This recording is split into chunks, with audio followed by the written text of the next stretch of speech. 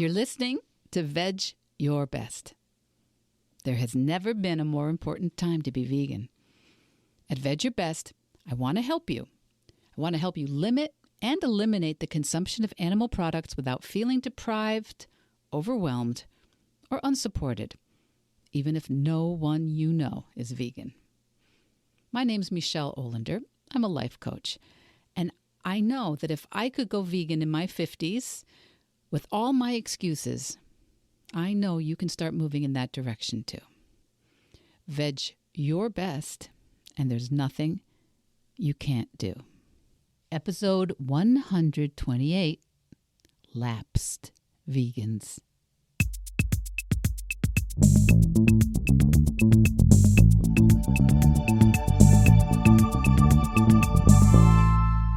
Welcome back, Veg Your Besties. Welcome back. Or if you're new here and you've recently learned about me, maybe from another podcast, thank you. Thanks for stopping by. In the last couple of weeks, I have been lucky enough to be on 2 UK podcasts. Maybe it's a little more than a couple weeks, but recently. 2 of them, How to Vegan with Matt and Wes, and the Bloody Vegans podcast, another great name. You know what you're getting, right? The Bloody Vegans podcast is with Jim Moore, and they were really great experiences. And I hope that if those are new podcasts for you, one of my listeners, please check them out. You're going to love them. You know, one of the things I hear all the time is how many people used to be vegan. People love telling me that. They love it. They will find out that I'm vegan. I mean, in real life, people will find out I'm vegan and say, oh, you know what?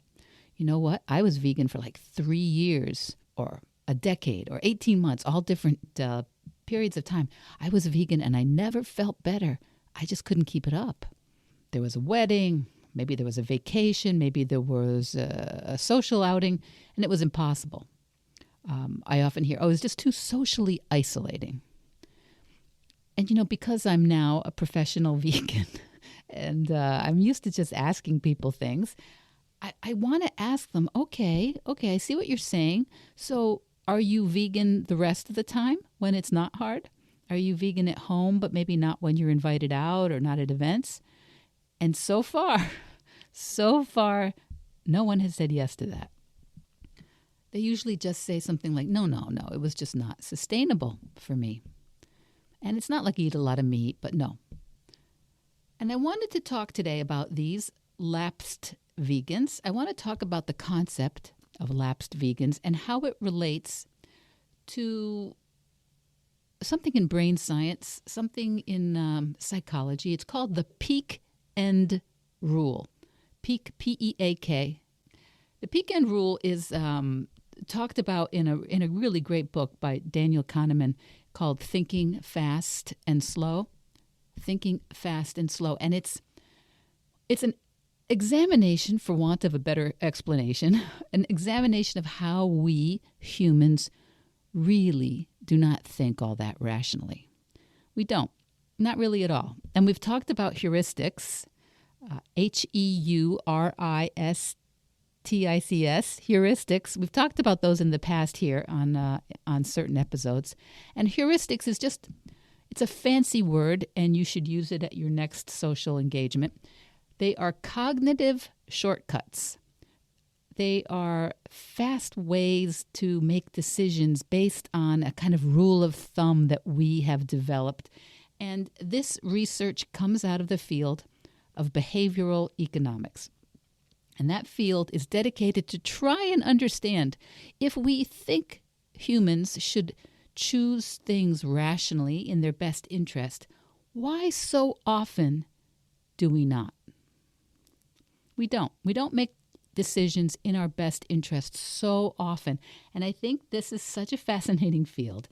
And in this situation, I do think it sheds some light on the subject of lapsed vegans, former vegans. Now, one of these heuristics is called the peak end rule. And I'm going to read the quote here. The peak end rule is a psychological heuristic in which people judge an experience largely based on how they felt at its peak that is, its most intense point and at its end, rather than based on the total sum or the average of every moment of the experience. So if we have something we've been doing for a period of time, our memory will probably privilege how it felt at its most intense and at the end when we're thinking about it. And since negative experiences are typically more intense, more memorable than happy or pleasurable experiences, when people stop practicing a vegan lifestyle, or actually anything else for that matter, when they stop, they're likely to remember the peak negative or the difficult or unpleasant moments when they were making vegan choices. And the end rule, well, that means there was an end, and if you are no longer doing that thing that had an end, it's probably because it didn't go that well. It's probably because there was a day when you said, forget it, I'm just going to eat this. Or you said, forget it, this is just not happening. And you had your reason. You had your reason why it was just not possible for you. I'm not going to ever judge that. You had a reason why it just couldn't happen for you at that moment. And if you don't deliberately, if you don't consciously, intentionally get back to that habit, if you don't get back to making those choices, then that peak end rule comes into effect. And it's why your memory will tend to be distorted about that subject going forward.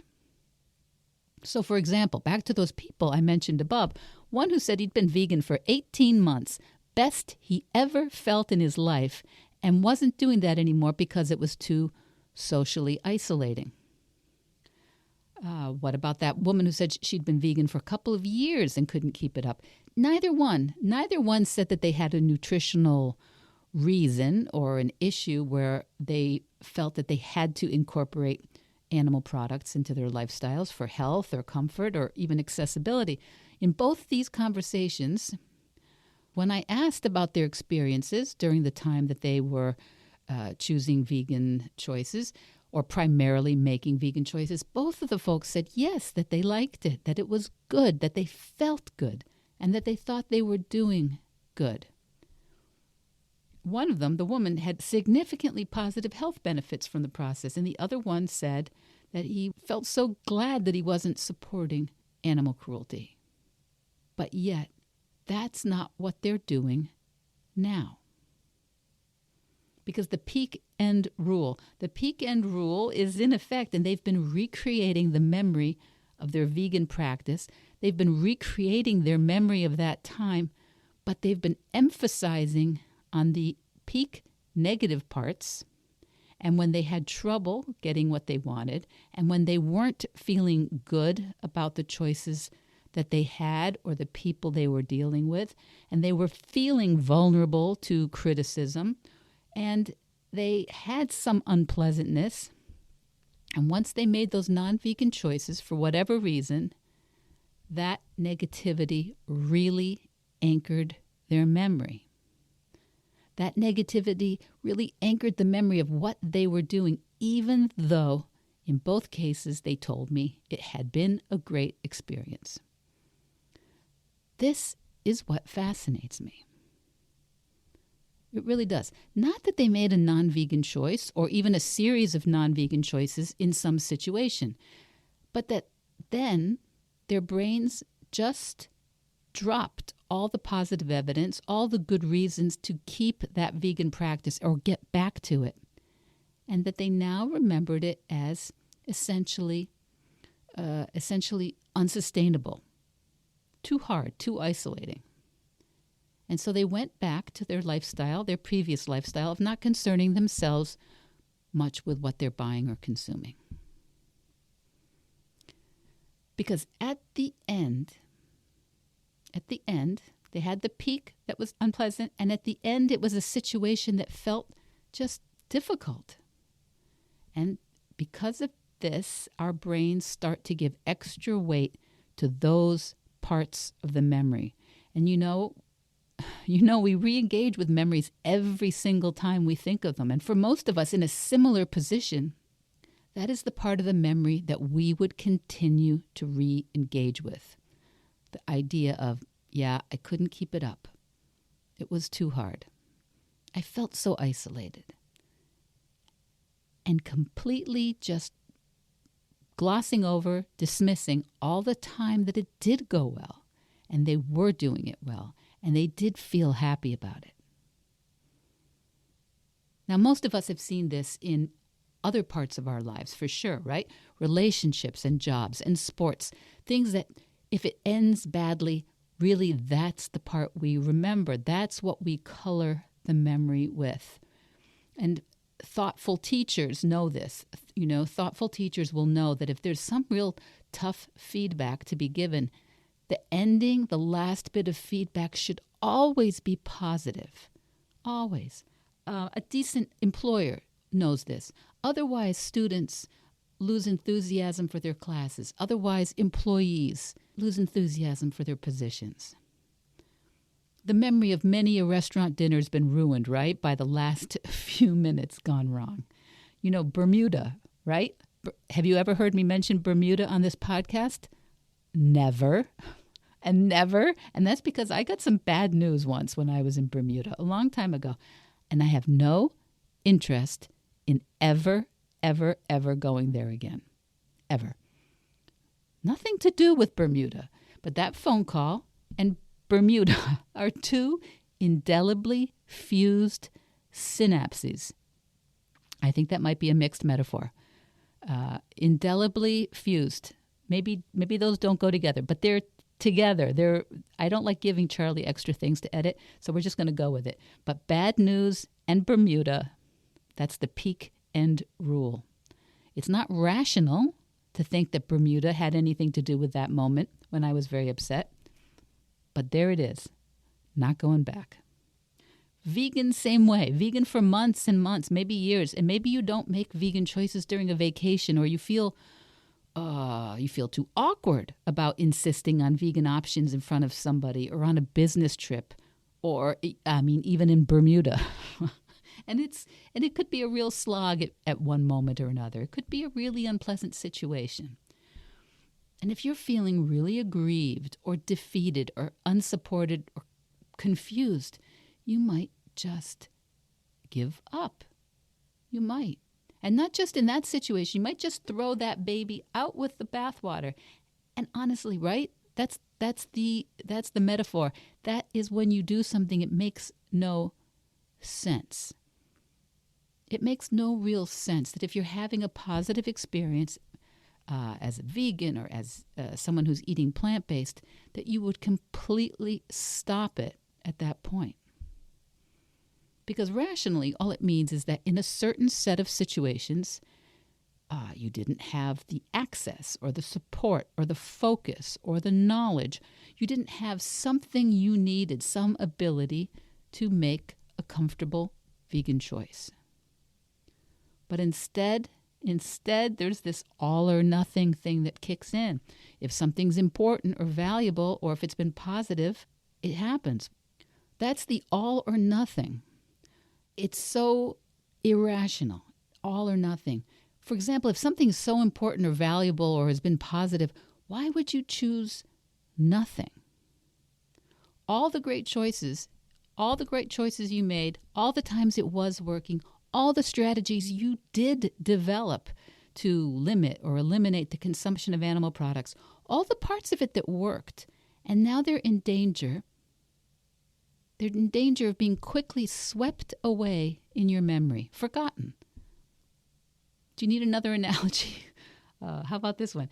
It's that old get back in the saddle. Get right back in the saddle. Get back to making the next best choice. This is the way of doing an end run around that peak end rule.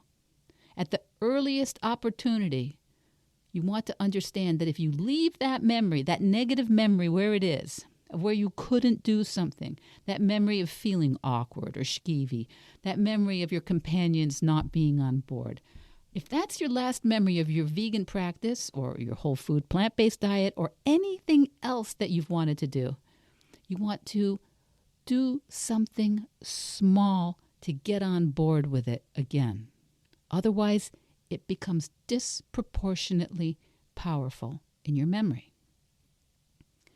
I remember, here's another one. It's not just Bermuda. I remember at one point in my life, I didn't do yoga for a really long time because I had a very sore, weak wrist. And variously, that wrist was diagnosed as carpal tunnel and rheumatoid arthritis and a couple of other things I can barely even remember. I was told it should be operated on. Long story short, it's absolutely fine now, gives me no trouble. But anyway, I was enjoying yoga for a long time, and they ended up being, after one particular class, in a lot of pain. And I left that class, and I never went back to yoga for years. Even though I actually knew there were dozens of modifications possible. There were all kinds of ways of doing the yoga practice without putting pressure on the wrist in certain ways, and that I knew the instructors. I knew they would happily help me, and it wasn't some sort of strange, unusual issue. But no, in my brain, my memory quickly went to, yeah, yoga, it's too hard on my wrists.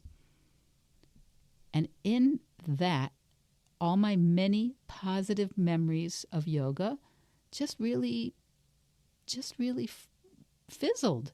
It was gone. My brain took all those memories and turned them into, yeah, but yoga's too hard on my wrists. This is how our lives get smaller. This is how our lives go off track for no real reason. This is why we start to think, I'm no good at algebra. I'm not good at languages. I'm not good at art. I can't wear certain colors. I can't change jobs. I have trouble talking to my mother-in-law. I can't go back to school. Our brains just play these tricks on us based on kind of an intense memory or the last memory we had.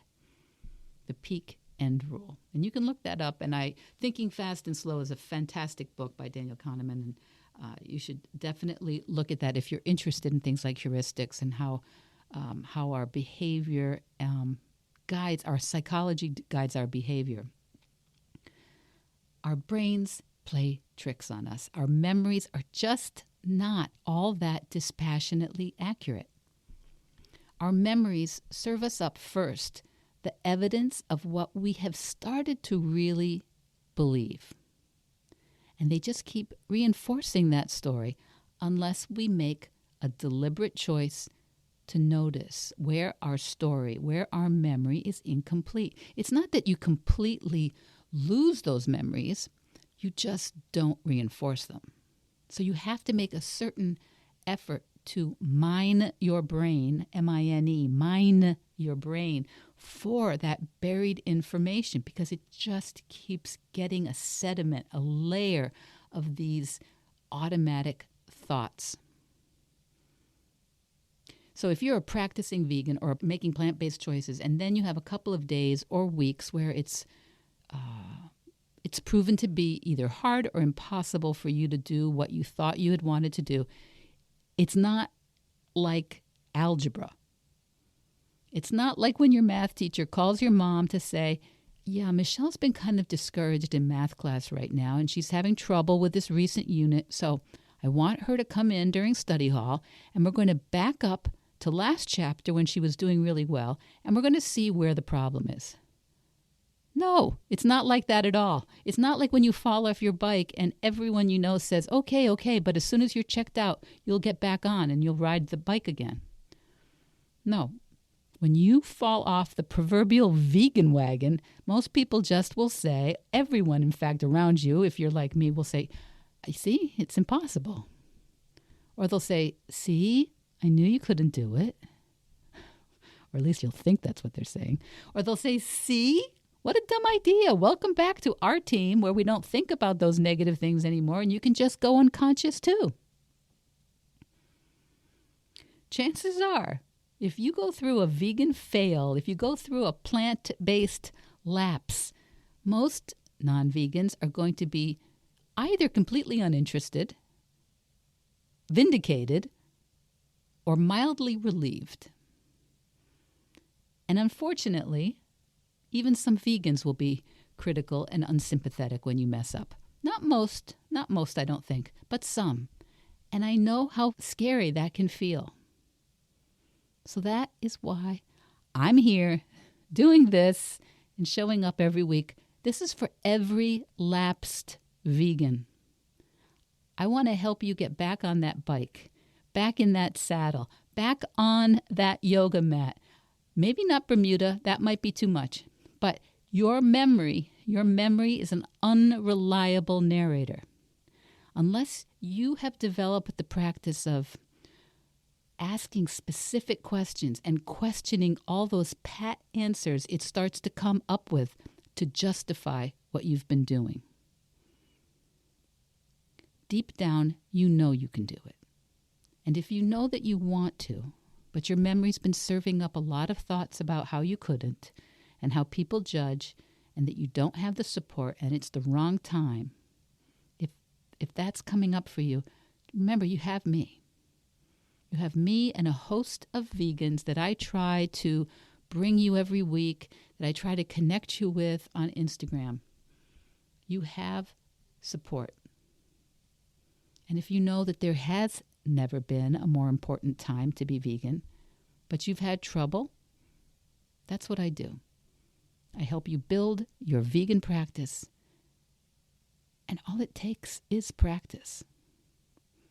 I would love to help you. I'd love to help you or someone you know who's been struggling to veg their best. See you next week, kids. Veg Your Best podcast production, music, and editing by Charlie Weinshank. Thanks, Charlie. Before you go, it would mean so much to me and the Veg Your Best team if you would hit subscribe, leave us a 5-star review, or share with someone you think might be interested. Something about algorithms, it helps bump us up a little in the rankings, and that's the best way to help others find the podcast and for us to find our audience. So, until next week, make it easy and veg your best.